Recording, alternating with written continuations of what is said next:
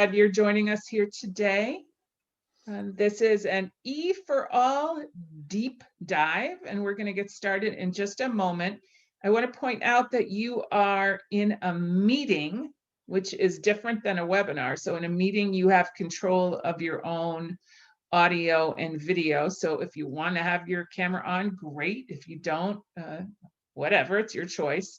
But I do ask you to be aware of any background noise if you're coming on and your audio is on. And we will get started in just a moment. Welcome, welcome. I know folks are coming in from all over the place, and I'll give you a moment to get on. And we will get started. And Josh, I just wanted to let you know, I actually have another webinar that follows this one right at 5:30. So we'll probably go till about 5:15, 5:20. If there are more questions, maybe we can stretch it a little bit, but I will have to hop off. Just a crazy day. All right, I am gonna share my screen and we are gonna get started. And more people can join us as they get here.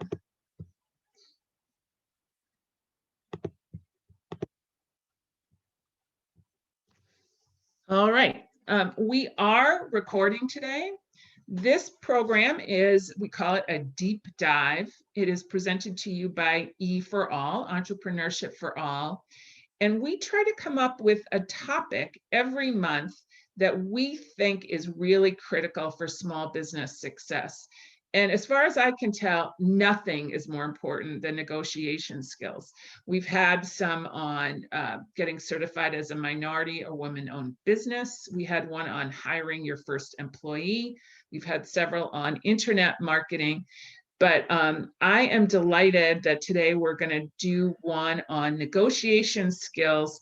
I was talking to somebody just this week who told me they'd started a new mortgage in March and had gotten the bank to not charge them anything because it was COVID, and they literally were living for free in their house and got all of the mortgage payments put on the end of their mortgage. I thought, that's somebody who's pretty good at negotiating.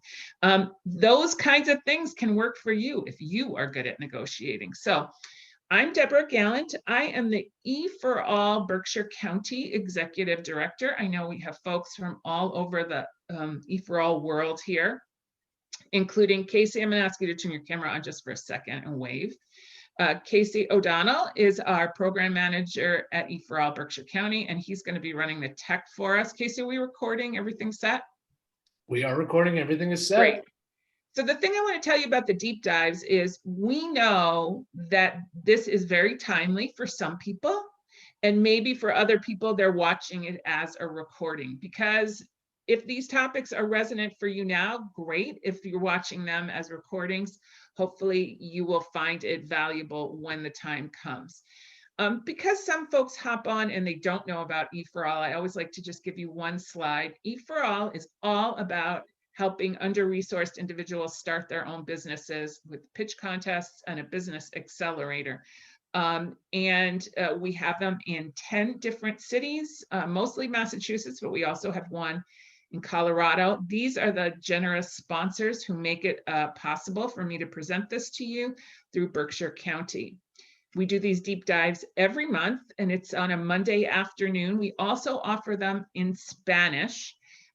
Next month there's more to marketing than social media. And in April, yes, you do need to worry about cyber security. No one wants to think about it, but if we're all using our computers, we're all at risk. So hopefully we'll make that an interesting and compelling topic, though I know no one really wants to think about it. And you can always get our deep dives at eforall.org. Today, I want to send a special thanks to our presenter, Joshua Weiss, who comes to us from our EforAll Holyoke site, where Tessa Murphy-Romboletti introduced me to Joshua when I said I needed a negotiation expert. We did have another presenter signed up, and he had a personal conflict and he couldn't do it. And Joshua, God bless you, in less than 10 days notice, came in and said that he would present this for us. He is a good friend already of EforAll's and has worked with Tessa in Holyoke before. And so what we're going to do is he's going to go for an hour, hour and 10, however long his presentation takes to go through. I will be here the whole time. We will be screening your comments and questions. We're going to keep the last 10 or 15 minutes strictly for questions. So we will not record that part. So if you want to talk about a problem you're having with your landlord or negotiating with an employee or something, and you want to get the expert advice, you should feel free to unmute yourself and ask it at the end. We'll call on you, and that part of today's session will not be recorded. So when we go into the formal Q&A, we won't be recording. But if you have things that you want clarification on or you want to chat about, we will keep our eye on the chat as we go along. So without further ado, I am going to stop sharing. I'm going to welcome our guest speaker, Joshua Weiss, who will introduce himself and the topic, and he's going to get rolling. Thank you so much for coming. Great. Thank you, Deborah. Hi, everybody. Can you all hear me okay? I hope. Okay. Great. Let me go ahead and just share my screen here so you can put together a few slides to guide us along on our journey here. Go for some presenter view. Let me just get this set up and then I can share with you a little bit of my background. Okay, is that? Can everybody see that okay? Yeah. Okay, great. I see. I'm not seeing the presenter view. It's just a regular slide. It's not presenter view. Can you see it okay, though? Yes? Okay. I can see this slide all right, yeah. All right, so I'll go ahead and proceed. Just keep me posted if you can. So Deborah asked me to just say a word as a little bit about why me as opposed to somebody else off the street. I mean, basically, I have been working in the field of leadership, negotiation, and dealing with conflict for the better part of 30 years. I started a project at a place called the Program on Negotiation at Harvard Law School called the Global Negotiation Initiative, as well as I'm a senior fellow there and have been for quite some time. And then finally, I run a master's degree program out here in Western Mass at Bay Path University, a master's in leadership and negotiation. And so I do a lot of work there, but I also have my own consulting company and do quite a bit of work with practical work with governments, companies, nonprofits, universities, you name it, all related to negotiation, leadership, conflict skills training, as well as getting involved in some interesting, fun stuff. So what I thought I would do is share with you kind of some core ideas about negotiation. And honestly, I may not go for an hour because frankly, I'd really like to have more of a conversation. I'm thinking many of you have negotiations or there are challenges that you experience when it comes to negotiation. And, I'd really love to talk about those and make this more interactive as opposed to you just listening to me chat. Which I've never been a huge fan of that. So I'm going to try to shake it up for you a little bit. And I would appreciate you, putting yourselves out there. You feel free to put questions in the chat box or just to, we can bring you on here and you can ask questions along the way. So what I really thought I would do for the next little bit is give you a bit of a sense of a couple of things. The first thing is to talk about the mindset of a successful negotiator. So let me just clarify up front that I believe that we negotiate every day, all day. This is not just a business skill. This is something that you do. You absolutely do it at work with your bosses and your colleagues and your coworkers and those people that perhaps work for you. But you also do it at home with your spouse, your kids, your parents, and the world around you, whether it's credit card companies or the kind of example that Deborah gave about a mortgage scenario. Like life changes, life gets in the way. And when you've got a problem or a challenge, that's when you start negotiating. So that's my view on negotiation. And so I see it as really a critical life skill. And frankly, for me, when I began to learn about all of this, my life changed very dramatically because I realized that this was a process for helping me solve problems. And I think if you can imagine negotiation in that way, then you'll be in good shape. In any event, there are a lot of myths that exist out in the world about negotiation. Most of them are untrue and really actually unhelpful. and get in the way of effective negotiation. And so I want to try to debunk some of those early on, or at least give you something to think about when it comes to those things. And then I want to talk about managing emotions. So, a lot of times people think, oh, you're supposed to keep emotions out of negotiation or dealing with conflict or whatever it might be. And I'm going to tell you why that's wrong, and it's not actually possible to do that, but better to figure out how to manage them in a productive way. Josh, Yeah. can you hit on your slideshow, either slide, I think it's slideshow, and then it goes from the present slide. Do you see it? Yeah, let me just get over to that. Is that it? Yep, got it. It's Better? just better Okay. for the recording. Thank you. Yeah, absolutely. No problem. So I'll talk about emotions because emotions are going to play a role whether you like it or not. And the question is, what do you do with them? And then I'm going to talk about the two primary models of negotiation. And one of the real key decisions that you can make in any negotiation is what's the right model. For most of you, you're going to use the interest-based approach to negotiation more often, and I'll tell you why that's the case. And I'm going to give you a couple of ideas of, so how do you prepare if you're going to use the first model, the positional approach, or the interest-based approach to negotiation. Let me also just say, the master's degree program at Baypath that I run is 12 classes. It's basically a 2-year program. So when we're talking about this, I just want to highlight that we're scratching the surface. There is a ton of material out there on becoming an effective negotiator, and it's really worth investing your time. All of that said, I am not a believer that, like, I know about negotiation because I spend a lot of time working on it, right? But when somebody calls me an expert, I tend to shudder at that notion, and I'll tell you why. Because to me, negotiation is a very humbling realm. It is a very challenging realm to do well in, but you can do well in it. But it's also a journey. It's not a destination. You don't end up at some place and say, okay, now I'm an expert negotiator. And so I continually am learning things. There's, one of the amazing things about negotiation is it draws from lots of different backgrounds and disciplines, whether it's economics or political science or psychology, etc.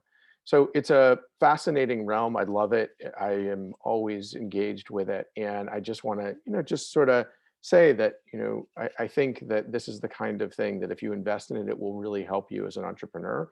You cannot be an entrepreneur without knowing how to negotiate. I just firmly believe that.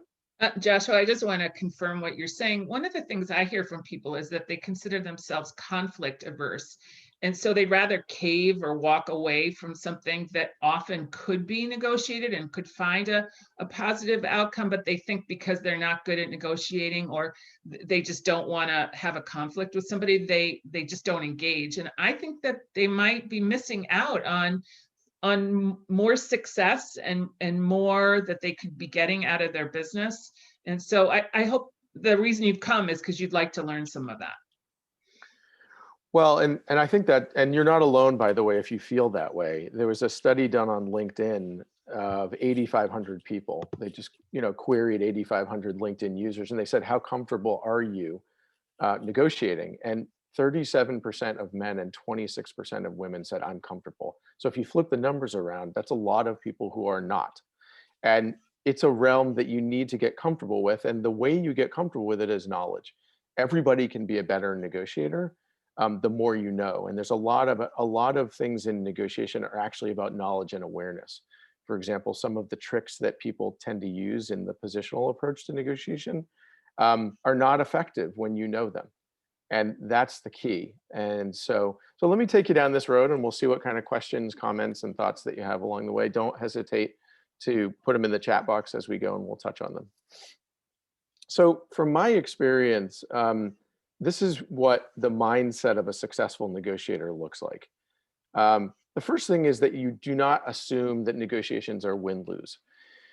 There are certainly, I'm not going to sit here and tell you that every negotiation is a win-win endeavor. I don't believe that. I don't think that's the way the world works.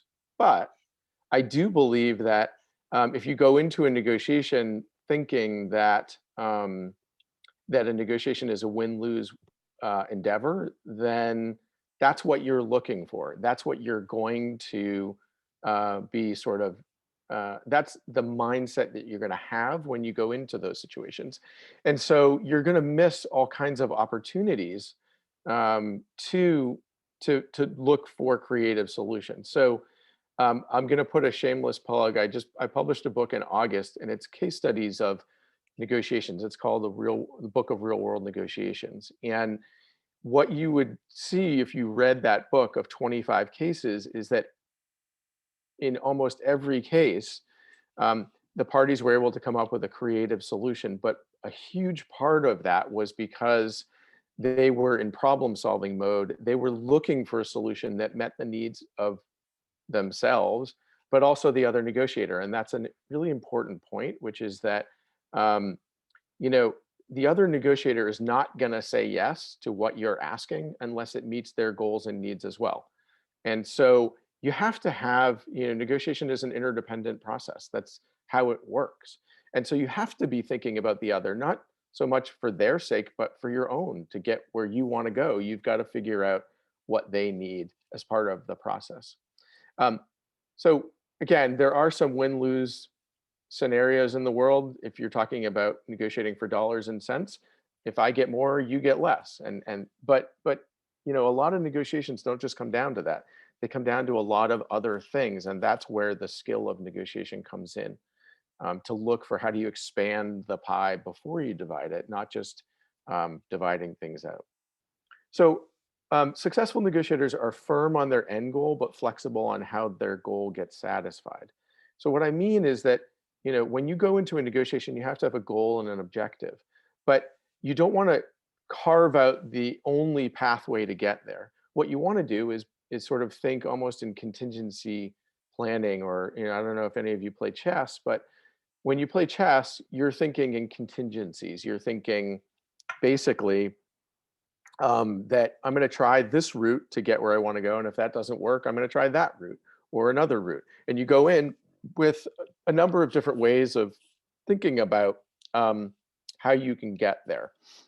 And that, so because when you start down the road in a negotiation of trying to achieve your objectives, if that road gets blocked, that's when people get anxious. That's when people start freaking out.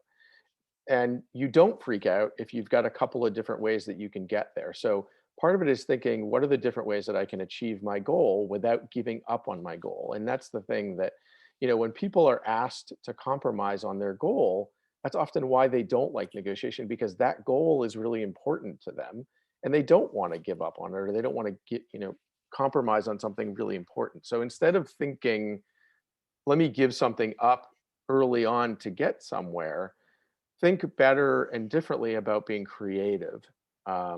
Joshua, can you maybe make this a little more real for me by, I don't know, negotiating for a car deal? I mean, I have an idea of what I want to pay, and the car dealer has an idea of what they want me to pay. How do I find a creative solution there? That feels hard. Well, again, so when you're talking about buying a car, that's when you might use a slightly different model. But if you've done your homework, okay, on what, you know, what that car is valued at, et cetera, you know, when a car dealer is trying to sell you all different kinds of things that are associated with that car, you know, you need to be very firm that, hey, I don't need all of those other bells and whistles. Like, I don't need these add-ons that you're trying to give me.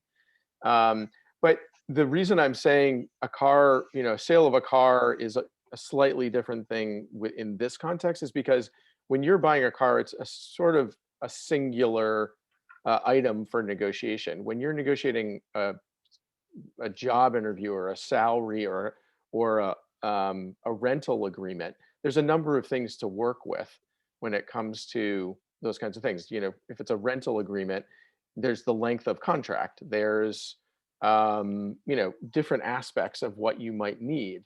And so what I'm saying is that, and where this connects in, which I'll get to in a minute, is too often people are quick to compromise and give up on what's important to them.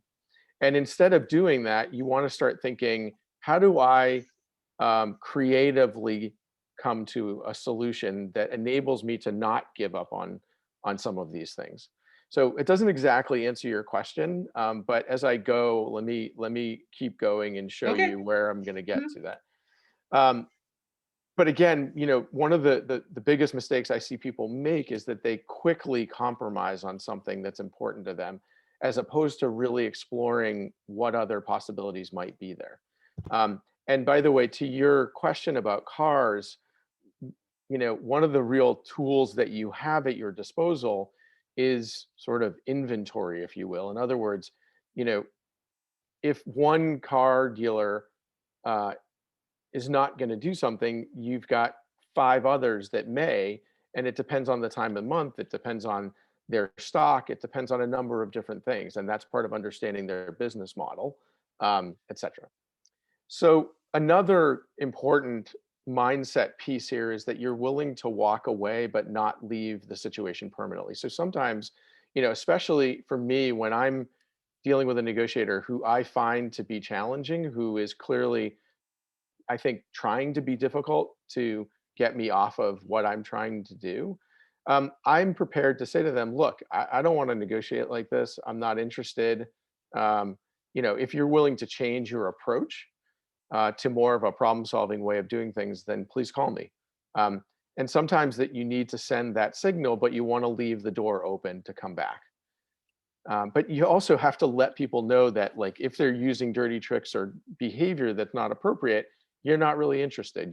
You'll go find something else, or you'll figure out a different way of doing things. Now, are there complications with that? Sure. Like if you really need to get a deal on a certain rental property, that gets harder, right? But that's part of the challenge in negotiation, is that wherever you can, you want to give yourself as many options as possible. And so don't get too enamored with any kind of rental space. Look at a number of different ones that may be comparable, that helps you to not fall into that trap. So the next piece of this is understanding the interconnected nature of the relationship. I mentioned this before, which is simply that, you know, I had somebody recently, and I'm sure you've had folks say this to you at some point in your life. Well, I mentioned a problem, and they said to me, "Well, that's your problem. When you figure it out, let me know. Get back to me." And that's not how negotiation works, because if I don't say yes to what they want, they don't go where they want to, and vice versa. So I keep trying to emphasize that, look, for me, and especially when this is a long-term relationship, I want to negotiate in a way where we're both going to walk away feeling like, hey, this was a reasonable deal for both of us, because you and I are going to have many more scenarios going forward where we're going to have to negotiate with each other. And the better the relationship, the better the deals and the situations we're going to come up with.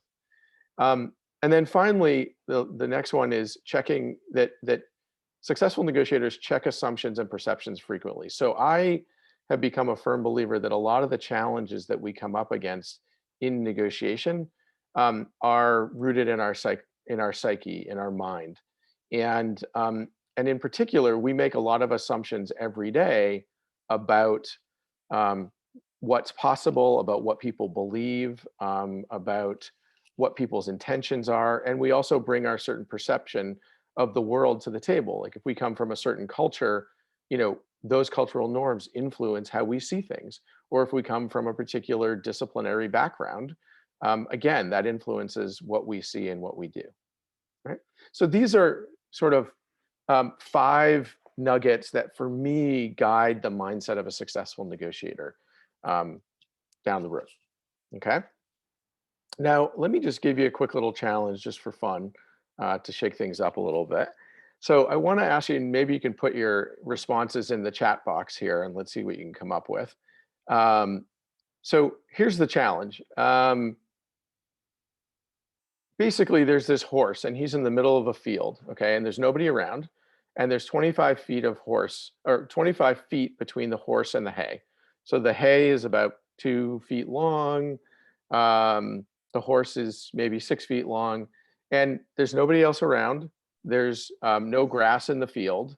And the question is, how can the horse eat the hay? Okay. So that's the challenge for you. Let me And just this- clarify. So the rope tied to the horse is tied to a house or something. It has a fixed thing at the other end. So the rope is tied around the horse's neck, and it is actually not tied to anything else. And that is the assumption that I was wondering. Oh, How many people- sorry, I okay. jumped right That's in. okay. That's Oh, okay. So sorry. let me just ask folks. I'm curious.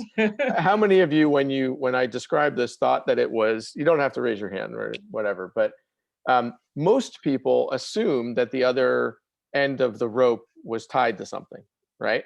And so he can, because it's not, he could actually just walk over and eat the hay. But yes, I'm guessing Deborah is good at surfacing and questioning. I'm assumptions. sorry. I completely blew it. That's okay. That's all right. But the reason I do this is because I just told you about the importance of assumptions and perceptions, right?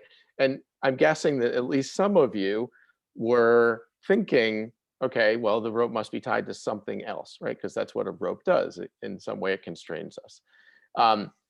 But what I want to highlight with this is how easy it is for this kind of thing to happen. Like we make assumptions all day, every day about, situations because it helps us get through life. The problem is that when we're negotiating, those get in the way a lot because the other side is not making those assumptions.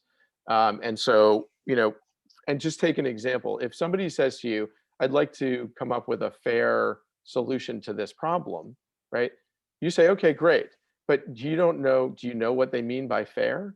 No, you might have an assumption in your head about what fairness means, but it might be very different than what fairness means to the other. And so a lot of the times, and where negotiations often go off track is due to the assumptions that we make. And this is also something that we see very commonly in email negotiations because they're devoid of a lot of context clues, right? So somebody might write you something in an email and you quickly, our default, from a psychological point of view, we live by the idea of what's called attribution theory most of the time. And attribution theory basically says that if I'm dealing with somebody and they take an action that is questionable, it's because of the type of person they are. But if I take that action, it's because I was put in a difficult spot. And so that's an assumption we're making about the other. And it just clouds our view of negotiation quite a bit. Okay. Another problem I sometimes see people do is that they assume other people are like them. So whatever they're like, the other person is like. And sometimes, I think this is true for small business owners a lot, is that the other that they're negotiating with is representing an organization, a landlord, a management company, a bank, an institution. And as a representative of that organization, they come at it from a completely different place than we do because ours feels so personal. Sure, absolutely. No, and I think that's a very big part of negotiation is recognizing that people are coming at this differently. And in fact, when I sit down to negotiate with somebody, I'll often say to them, can we talk a little bit about what we're negotiating? Because I've had situations where I thought that we were negotiating about a budget or things along those lines. And it became very clear to me that what we were talking about was not about budgets, but actually about the relationship and how it wasn't working. And so there's a lot of clarification that's needed along the way to stay on the same page. It's a little bit like ships passing in the night. A lot. It happens much more than people realize in negotiations. So, okay. So let me talk about some of these myths that I was going to highlight. So the first myth is that compromise is synonymous with negotiation. So when I ask people, give me a word that, comes to mind when we talk about negotiation, one of the first ones that people throw out is compromise. So the reason that I believe that this is a myth is because to me, compromise is kind of a lazy way to negotiate. I find that people rush to compromise when they're negotiating just to reach a deal. And honestly, to me, the most successful negotiators, the people that I've worked with over the years, compromise is the last stop on the train. It's not the first. You can always compromise at some point, but people rush to compromise and say, well, what can I give up in order to get a deal? And it's like, well, wait a minute. You don't even know what that deal looks like yet. And you're ready to give up something that's important to you. So what I try to say to folks is slow down on the compromise and also slow the negotiation process down. So negotiations are iterative. And what I mean by that is the more you're in them, the more information reveals itself about what's going on. And often it feels like people want to rush through a negotiation and reach an agreement as quickly as they can without ever really exploring what's going on and what else might be important to people. And so when you compromise, you don't ever get into that creative problem solving process because you're just so busy splitting the difference that you don't get there. Okay. So when you think about negotiation, I really want you to be thinking about creativity more than compromise. The best negotiators that I've worked with over the years, if they go down a road and it's blocked, they flip the problem and they, keep flipping the problem until they find a solution. And that's, for me, that's the best thing that you can possibly do in negotiation is to come into it and say, all right, I'm going to, take this as a problem solving exercise and see where I can get to with this. Anybody can compromise, anybody can give something up, but not everybody can find creative solutions to difficult problems or challenges. Now, the second one is sort of related to this because the next myth is that reaching agreement is the mark of success in negotiation. So when I ask people, typically, what is your goal in negotiation? They often say, it's to reach agreement. And you're wrong. It's not, your goal in negotiation is not to reach agreement. Why would I say that? Because, and in the field of negotiation, we used to think this, but here's the thing. There are a lot of really bad agreements out there that don't last the test of time, that don't last a day or two after people sign off on the dotted line. Because people will again feel the stress of negotiation and think, I want to just reach an agreement so I can move on. Your mark of success in negotiation should be your objectives. What is your goal when you walk into a negotiation? So at the top of your paper pad that you bring into the negotiation or your computer screen, you write your goal and you say, this is what I'm trying to achieve. Does reaching agreement get me there as best as possible or not? Or should I walk away and go somewhere else? So I'm actually a big believer that if you sit down to negotiate and you say, this is my objective, and you get to the end of the process and you realize, I could actually do better elsewhere, or I don't actually think this is in my best interest to do, that's success. And it also takes pressure off because in negotiation, there's something called agreement bias. And agreement bias sounds just like what it would be, which is I have a bias toward reaching an agreement. I think that's what I'm supposed to do in negotiation. And so I let people push me down that road. I let somebody say to me, if you don't sign this agreement now, somebody else may come in tomorrow. Well, okay, but if it's a bad agreement, I don't want to sign it anyways. So change your way of viewing what success looks like from reaching agreement to meeting your objective as best as possible, and it will help you on a number of fronts. Okay? The third one is that you have to keep emotions out of negotiation, and I spilled the beans on this one a little bit before, but the conventional wisdom when it comes to negotiation is that this was how people thought to do this. And I think when most people think about their negotiations and emotion, they will tend to remember times when emotions got out of control, when someone got really angry or frustrated or whatever. The problem is that human beings are both logical and emotional creatures. That's just who we are. So if I were to say to you, let's keep logic out of this negotiation, you would think I was crazy, right? Well, you're equally crazy if you think you can just push aside your emotions, because that's not how we work. You're going to feel your emotions, whether you express them or not is a different scenario altogether. But you have to manage them. That is the key to negotiation. And as one of my students said to me, if I could just keep emotions out of negotiation, this would be so much easier.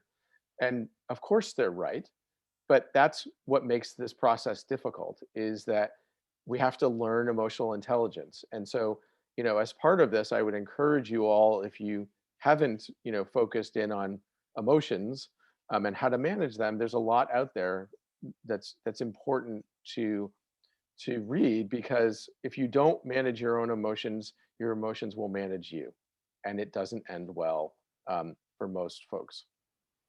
And I just want to remind you, when we're talking to the folks who are on this call in particular, this is their baby, right? And so they feel like they have a lot at stake in this, and it is very emotional. It can be really right on the surface, and it probably doesn't help your negotiating stance if it, you're wearing it out on your sleeve. But acknowledge that this is important, and it feels like a big thing to you, especially when you're talking to one of those institutions, because the bank or the government or the IRS, none of them care. They're representatives, and they feel very differently about it emotionally than you are. But acknowledge it, right? Yeah, and but also, emotions fuel your passion, right? I mean, that's what you're getting at. And so emotions, there's a great book that some of my colleagues at Harvard wrote called Beyond Reason. And it's all about how do you take emotions and utilize them in negotiation in an effective way and recognize the role they're playing, but to pick up on them and think about how do you express them in a way that is helpful at the negotiation table, as opposed to, harmful and creating a problem. So let me just talk to you a little bit about managing emotions and segue from there to this, and then talk a little bit about these models, and then we can have a little more of a free-flowing conversation. So there are a few different ways that you can manage your emotions. One is as I mentioned, learning emotional intelligence, but one very simple tool that can help you is something that we call going to the balcony. Now, you're not going to the balcony to jump off, as might be It looks like it. viewed from this scenario, but you're going to the balcony. The balcony is a metaphor. It's a place to step back to when your emotions are beginning to overwhelm you. And we all know, and we can all feel when that's happening to us in a negotiation. And so the idea of the balcony is you metaphorically step back to a place that says, you know what, I can feel my emotions beginning to overwhelm me. I need to control this. I need to figure out how can I understand what those things are, but also not let them derail me and push me away from my objectives. So um, as I mentioned, negotiation requires both logic, understanding logic, and emotion. And when you use the balcony, you're sort of temporarily suspending your emotions to look at them and on some level understand them. And when you do that, you think a little bit about why this is so challenging for you, right? That what is it about this situation that is pushing your buttons, if you will, okay? So let's imagine you're sitting down to negotiate, and let's say that the other side says something that you find extremely offensive, right? And the temptation is to fire back, right? That's going to feel good in the moment, but it's not going to help your cause. And again, when I talk to my students about all of this, what I will often say is, look, half of your challenges when it comes to negotiation are out there with the people that you deal with, the dynamics involved, like power and gender and culture and race. But the other half are in you, and those are the things that you can manage and you can control, and it's up to you to do that. And so when you have been triggered, and we're going to talk a little bit about that in a minute, stepping back to the balcony, and the balcony can be whatever you want it to be. I often will say to the other negotiator, I think I need to take a break and think about where we are, or get a coffee or something. It's something to take me out of the heat of the moment, so that I can manage things effectively. Right? But when you're on the balcony, ask yourself some questions like, what's the history and the context of this problem? Like, why is this so difficult for me? Is it the person I'm dealing with? Is it the stress that I'm feeling because I need to get, a rental agreement somewhere? Is it what? I'm meeting with this lender and I know I need a loan. Am I putting too much into this one negotiation? Should I be diversifying? What's going on in that regard? And then you want to be conscious of what is your natural reaction. This corresponds to what we would call negotiation styles. So there are 5 negotiation styles that are typical. There is the competing approach to negotiation, where you place sort of more value on what you want and not a whole lot on the relationship. There's the avoiding style, where You're not comfortable, so you don't engage at all. There's the accommodating approach, where you place more value on the relationship than you do on what's important, your own interests, what's important to you. And so you don't want to harm the relationship to kind of push for what you need. There's the compromising approach that is constantly looking for that split the difference way of doing things. And then there's sort of more of a collaborative problem solving way of doing things, where that's your natural reaction. But you have to think about, how does your natural reaction fit in this case? So, are you likely to respond in kind? In other words, fight fire with fire, or, if you're met with a competitive person, are you likely to also be competitive? Are you likely to break off and just walk away because it's too uncomfortable, or are you likely to give in? Okay.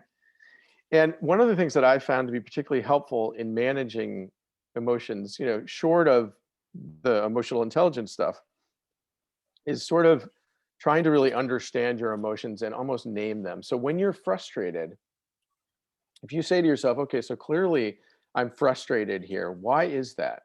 When you name it, you're beginning to put a little bit of distance between yourself and your emotions so that you can manage it, right? And the goal is to have your emotions not become them. When we become them, they overwhelm us. When we have them with some emotion. And there's a great quote by a guy named Ambrose Bierce, who is an American humorist, who said, "When angry, you'll make the best speech you'll ever regret." And I think that if you remember nothing else about the balcony, remember that you don't want to make that speech, because that speech is just going to set you back from meeting your objective. So you have to manage your anger, your frustration, and those other things. And we all have what we would call triggers in negotiation. And triggers are the things that people say and do that set our emotions off. So I want you to just for 1 minute to think to yourself, and maybe we can put some of these in the chat box just for a little bit of interactivity here, okay? So think about what triggers, words, conditions, or situations cause you to react with strong emotions or lose your cool, and why? So what is it that somebody could say or do to you in a negotiation that would really push you over the edge? All right. And think about a scenario where, maybe you've had a specific negotiation where someone has said something to you. What was that? So I want you to think about that. And then I want you to think about the second one, which we'll come to in a minute. What physical clues does your body give you that you're losing your temper? So I see some folks are typing here. We've got sarcasm. When someone comes at me with strong confrontational energy. Okay. Situations where my professional reputation is on the line. All right. Okay, when people resort to stereotypes, being a woman, being Jewish, etc. Okay. Good. The thing is, we all have these. For me, it's a condescending attitude. I was negotiating with somebody about 6 months ago, and he said to me, he goes, clearly you're not smart enough to understand what it is that I'm telling you. So let me try to break it down for you. So we all have those triggers, and the important thing is to recognize, what are my triggers? How am I going to manage them, right? So when you're triggered, physically something happens, and Kevin has jumped into the physical piece of this. So feel free to put that in here. What physical clues does your body give you that you're losing your temper, or that you've been triggered? We all have these as well. Hard to breathe, heart rate goes up, right? So here's the interesting thing about all this, and why I'm sharing this with you. So when these things are happening, whether it's your tension in your jaws, your clenches, your fists are clenched, you feel a sense of heat in the chest, your heart rate goes up, that is your body trying to tell you it's time to go to the balcony. Okay. And this goes back to our fight or flight mode and our sort of instincts. So, our instincts are still very strong. They were, instilled in us back in our hunter-gatherer days, when that was the world we lived in. And as much as we'd like to shake that, we can't. It's part of who we are. And often people get what's called an amygdala hijack, where your amygdala takes over and everything becomes about instinct. But here's the good news. The good news is that when those things happen to you, like I said, your body is trying to tell you, hey, you're going to either need to fight or flee right now. And that's not obviously what we want to do in a negotiation, because presumably it's not going to be a life or death scenario, but that's what your body tells you. And interestingly enough, when you do get into fight or flight mode, the blood in your body rushes to your core, and then it rushes to your hands or your feet so you can fight or flee. And there's a very big problem with that, which is that there's no blood going to your brain. Blood carries oxygen, which means that you're not thinking clearly. And, for many of us who have been in an emotional state where we are really angry, we know that like we can't think clearly. And as a result, we often do things that get us into more problems or more trouble, right? And um, so what we have to do is realize, and in fact, if you're in a situation and maybe somebody was very angry or very frustrated, and they say to you, maybe they said something to you that was very offensive or very challenging, right? And then they say to you after the fact, when they've had a chance to settle a bit, I don't know why I said that.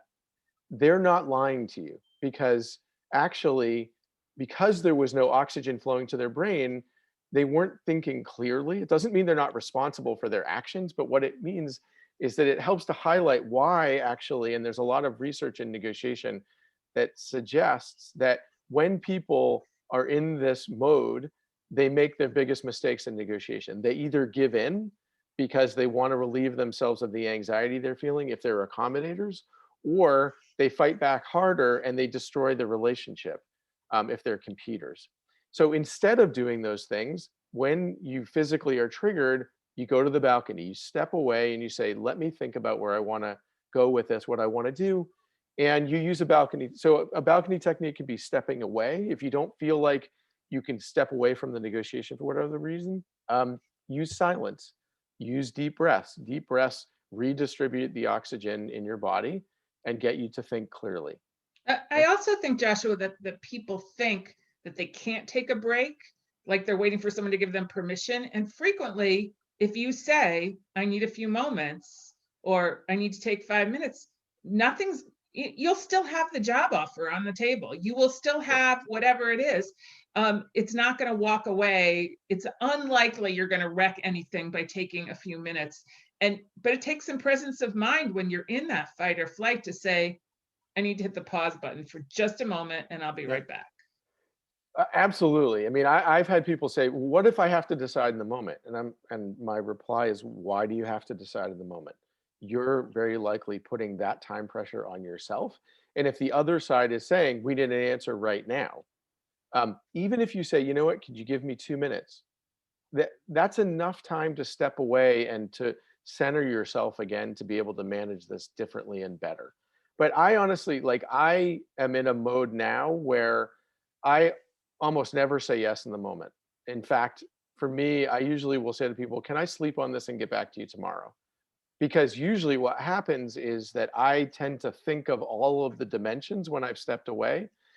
And the places where I've made mistakes in negotiations, when I've said yes, and then realized an implication that I had not thought through because I felt the pressure, et cetera. And so, and again, you think about it, if somebody says to you, no, no, you have to decide right now, then you might think to yourself, is that really the relationship where I want, where someone is pressuring me to make a decision?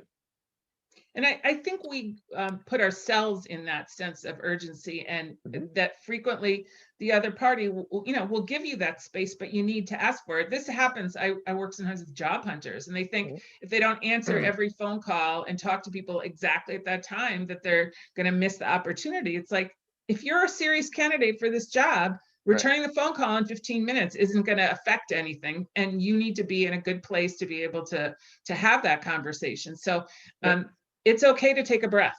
Yep. And not only is it okay, but it's really essential, because like I said, that's where people really make their biggest mistakes in all of this. So that's a little bit about managing yourself. Now, I just want to flip it around, because a lot of times people find negotiation anxiety producing and difficult, but because the person on the other side of the table is expressing very strong emotions. One tool that I use, so we all know, I hope, And if you don't, I'm going to tell you that the worst thing you can say to somebody when they are in a heightened sense and state is calm down. Right? Just don't do it. It only makes things much worse. Instead, so there's a woman named Rosabeth Moss-Cantor that some of you may have heard about. She came up with this idea of what's called the curve of acceptance. Now, Rosabeth Moss-Cantor was looking at a very different situation, but I have learned over the years that this applies really well and really effectively to emotions in negotiation when you're dealing with them on the other side of the table. So what Rosabeth Moss-Cantor was looking at when she developed this was when people are told that they have a terminal illness, how do they deal with it? And what she said was initially when they're told that, there's some kind of avoidance or denial, then there's a flowing into anxiety, maybe anger about their situation, then sadness, acceptance, and sort of problem solving. Okay, how am I going to live the rest of my life? I have found that if you let the other person express their emotions and manage them, they will go through this process, and you can almost see them go through this process if you give them the space and the sort of the time to do it. One of the best things that you can do when it comes to negotiation is become comfortable with silence.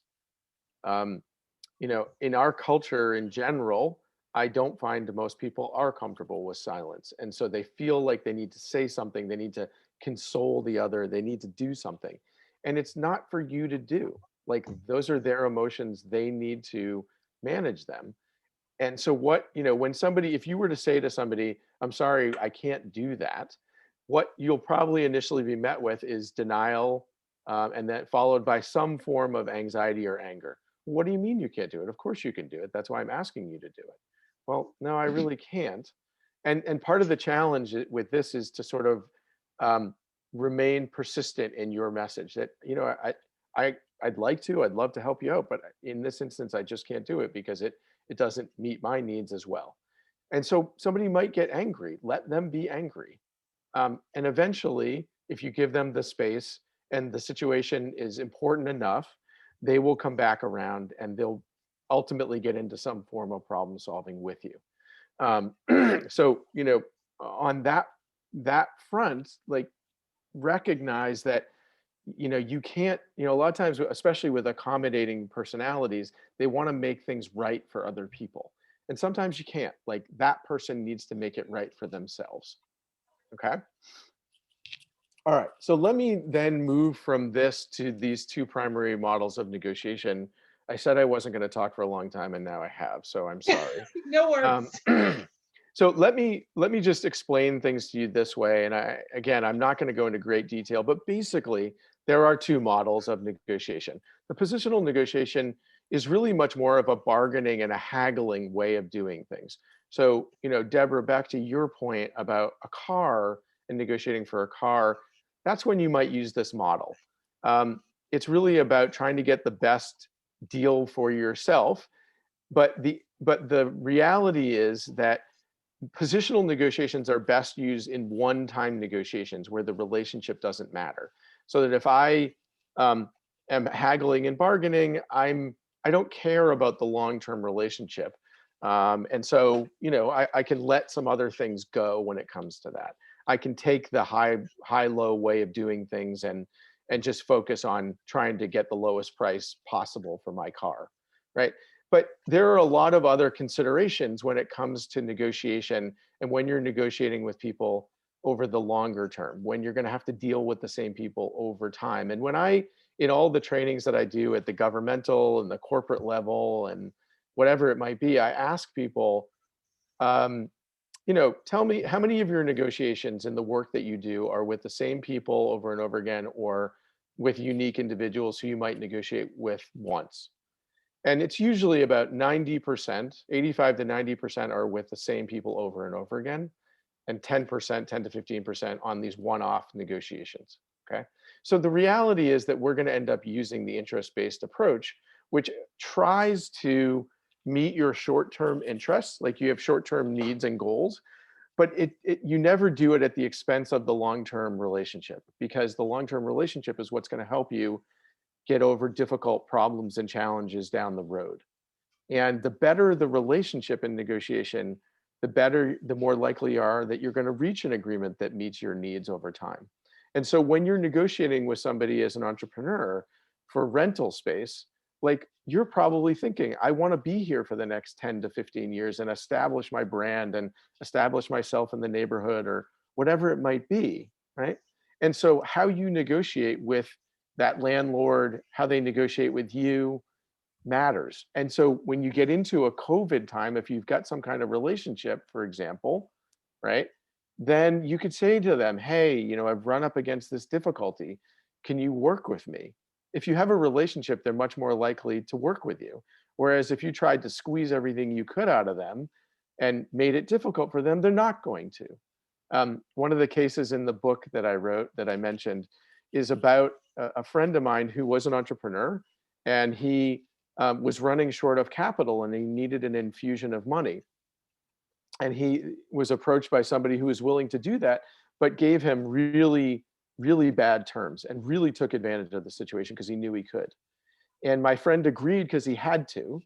But a couple of years later, this guy wanted to go public with his company, and he had to divest of his shares of my friend's company. And so the tide was turned, and he had to divest in a short period of time. And so my friend was then able to take advantage of him. And I said to him, you know, had that guy done things differently initially, what would you have done? He said, we would have been much more collaborative in the way we did things. But because he set the tone of being greedy and power hungry, you know, we didn't feel compelled to reciprocate, right? And so I find that negotiation, you know, you never want to sacrifice your reputation in negotiation. That's the simplest way. My grandmother always used to say to me, you have only one thing in life that's worth really protecting, and it's your reputation. And people somehow think that they can, you know, just play it off. I've heard people say to me, it's just business. I'm like, it's not just business. The way you treat me is not just business. It's not. You know, it tells me a lot about you. And if you want to try to explain it away by saying that, okay, but like, I'm not going to do business with you, because to me, that's not what good business is all about. So let me just share very briefly the positional approach to negotiation. Here's when you would use it, okay? So the essence of it is it's really a high-low approach to negotiating that includes haggling and is really in part based on mistrust and deception. So if you're in a bazaar in the Middle East buying a rug, fine, go ahead and use this approach because it doesn't matter, right? But basically, this style of negotiation is useful when you're dealing with a one-time encounter. If the culture that you're working in dictates that this is the way to negotiate, when resources are fixed and limited, in other words, you know, back to your example, Deborah, of a car, like it, you know, they want to get as much as they can. I want to pay as little as I can. So I may use this model. But interestingly enough, I have a good friend who's a car dealer. And I remember talking to him, and he said, you know, we don't approach negotiation like this anymore. This was 5, 6 years ago. He said, because for two reasons. One, if somebody feels like they've been taken advantage of, they'll never come back. He said, and two, and he said, by the way, where we actually make our money in the car business is not the sale of cars, it's through service and having people continue to come back. So when people would walk away and feel like they needed to take a shower after the negotiation because it felt so dirty, they would never come back. And he said, so we realized that this way of negotiating was simply not benefiting them in any way. And so, but again, there are times in life. So for example, if you're buying a house or an apartment, you want to get the best deal possible. You don't really care about the relationship. Okay. And the pros of this approach are that you can do better in the short term. And when winning and losing is the inevitable outcome, but you have to check that assumption, okay? Because the cons are that you never really look for value in a negotiation. Okay, value is what people really care about. And a lot of times when it comes to um, negotiation, there are a lot of things that people value, but you never explore them in your negotiations because you're so focused on just looking at price or something like that. So also, another really important con is that the world is a lot smaller than we think it is. And the biggest possible loss is to your reputation. If you get a reputation for being an underhanded negotiator who takes advantage of other people, you're not going to have many negotiations. And you might think that the world is a big place, but I have been amazed at how many times this kind of thing has come around where people thought they could get away with something and they couldn't. And then the last thing is that it's difficult when you're locked into this way of negotiating where I'm going to beat the other, like, and I'm going to win and whatever that means, right? It's very hard to shift from this way of thinking to a negotiation approach where you're really looking for mutual gains and trying to find a solution that meets both people's needs because people are so locked in. The other thing that I want to just say about this positional negotiation is when you start needing to make negotiations as the employer, as sort of on the other side of this. So let's say you're hiring people. If you get a reputation for you won't work for $14 an hour, then I don't want you, without taking some other things into account, maybe being flexible with people's hours, they can bring their kids to work, whatever it is, that will follow you and it will not be a good thing. So you need to think about whether the signals you're sending as a negotiator or getting from the other party, because if someone is really awful in a negotiation, I can promise you it doesn't get better. Exactly. That's exactly right. So look, I mean, just in terms of if you are in this environment and you are negotiating for a car or a house or something one-off, there's really a simple strategy that forms the core of what you're doing. What you have to do is think about 3 different points, largely financial points, when it comes to this thing. So the first thing is, what's your target point? What is it that you really want to achieve? Where do you really want to land? The second is your aspiration point, or the inflated point where you want to begin your negotiation and you know that you're going to come down for. And the third one, which is where most people fail to arrive at, is what's called your resistance point, or the walk away point. So at what point would you not go beyond? When does this no longer make sense to make a deal, if you will, right? So if you think those 3 things through, that will help you more than most people when it comes to this. So I'm going to just shift. Now, there are a lot of tactics, and like I said, I feel like I've been talking a while here. There are a lot, the positional approach to negotiation, and I'm happy to make these slides available. Yeah, that's what I'm thinking, is that maybe we need to get to the other kind of negotiation, so we have some time for Q&A, and we will make these slides available. We'll email you a link in the follow-up email. Yeah, this is just a list of some of the difficult tactics that people utilize when it comes to this positional approach to negotiation primarily. And so I'll leave it there, and there are more, sadly, that are out there, but there are. And the key is, if you know about these, then they don't have nearly as much weight as they would if you were unaware of them, okay? So the interest-based approach is really the model that I think is going to be most beneficial to you, and it recognizes, like I said, the relationship. So let me just talk about, I'm going to talk about 2 concepts here, not 3. And the core of this approach is moving from that positional way of doing things, or from what we call positions, to interests. So positions are what it is that you want. I want to pay, $10,000 for this car. Well, I want you to pay $15,000, right? Those are your positions.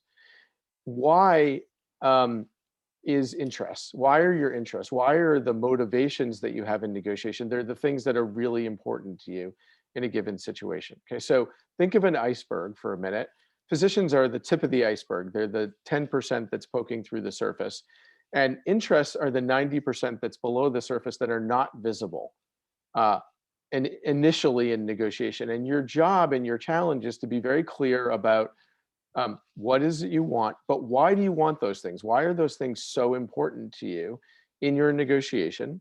And on the flip side, what does the other person want, and why is that so important to them, right? And that is one of the major challenges and struggles that we have in negotiation is figuring out what are the interests of the other party and how do I meet that.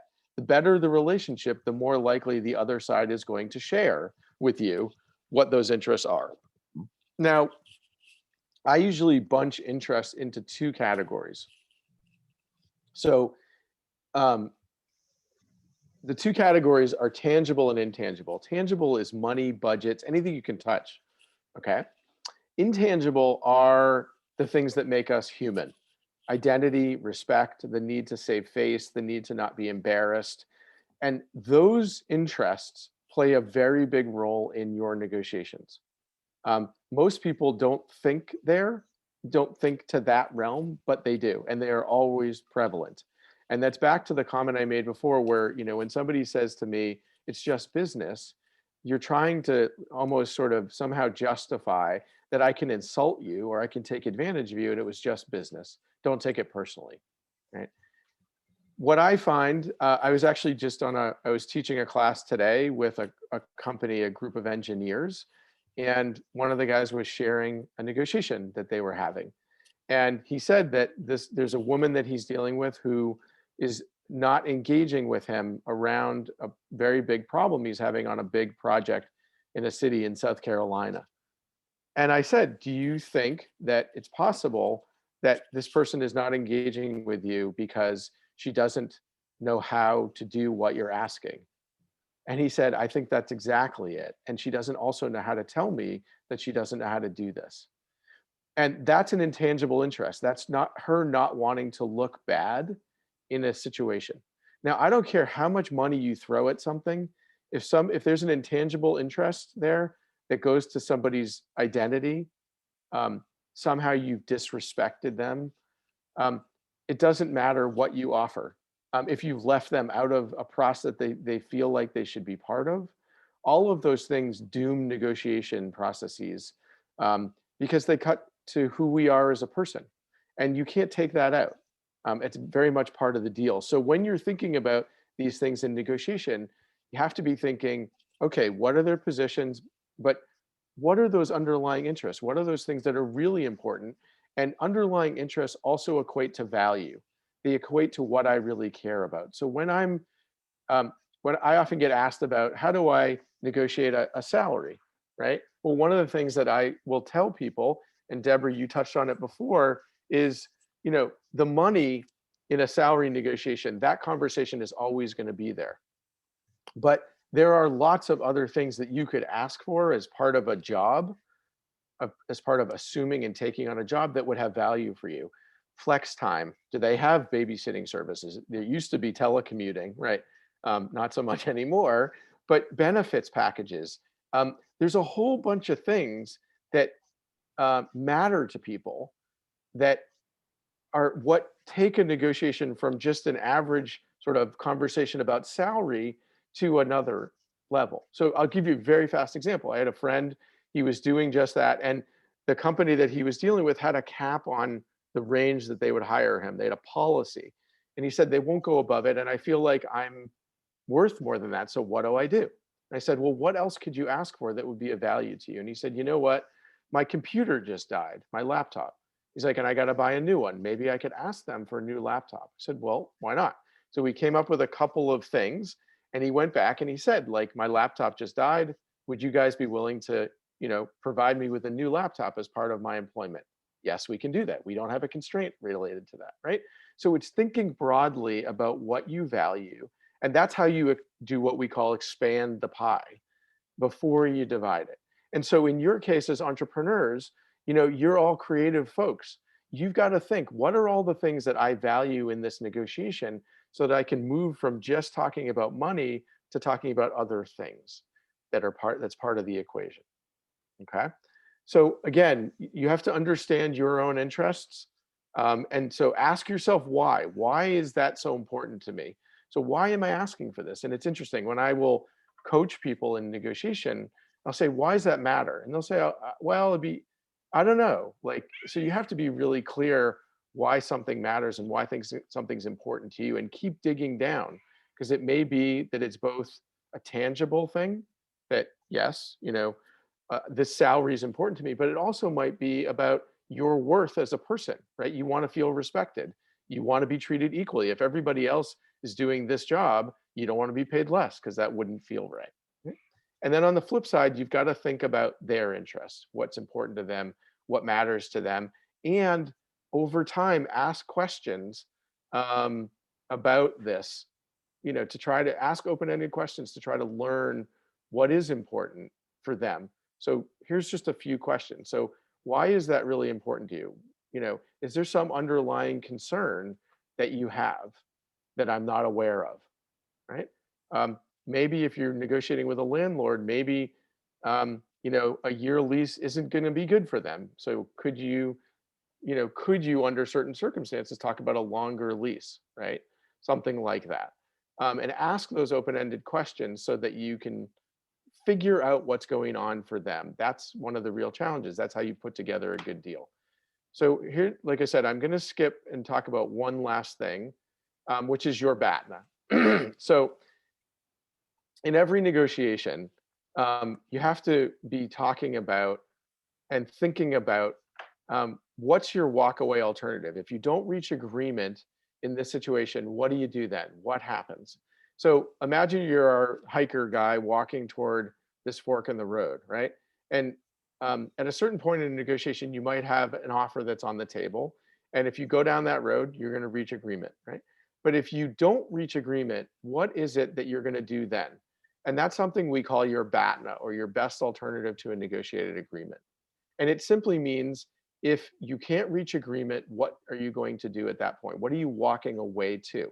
So in an example, if you're looking at a certain space to rent from a landlord, right? Well, maybe your BATNA or your alternative would be that you're looking at 3 or 4 different spaces that are out there. Excuse me, my cat is deciding that it's time for him to walk across. And you can't negotiate effectively if you don't know what your walkaway alternative is, or your BATNA. We often call it a walkaway alternative, okay? And it's really important that you think this through, because if you don't have a good walkaway alternative, if you're only talking to one potential landlord, well, then you need that deal very badly, right? But if you have a decent BATNA, if you could walk away, there are 3 or 4 properties that are comparable and from a number of different views, well, that means you don't need to reach an agreement as badly in one situation as you do. And you've got these 3 other ways that you might still satisfy your need for rent. And so part of your challenge is to do some homework, do your research, and think about having these multiple opportunities as part of the process.